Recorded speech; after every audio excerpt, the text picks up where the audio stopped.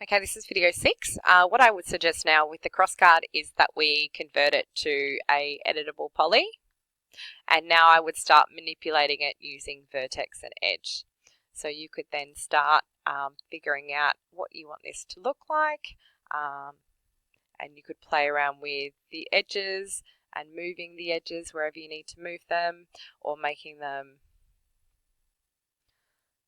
skinnier. Oops, I needed to make sure with the R key, once again, you can press it multiple times. If I press it once, you might not be able to get all of the sections together. If I press it another time, you can get all the sections together. You need that yellow triangle for all of the sections to be connected together. I'm just going to have a play around with some of the edge and the vertices now to make this look more like a crossguard. You can select multiple edges if you just hold down Control when you select the second edge.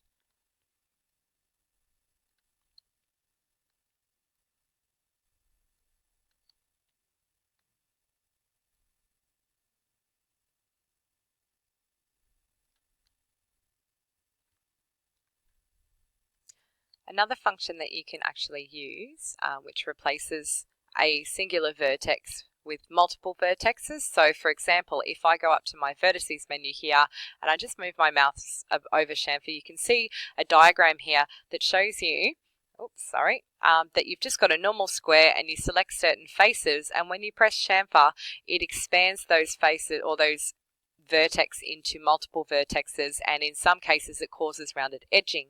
So if you wanted to do something like this, you could select, holding your Control button, you could select a few of the vertices that you might want to chamfer.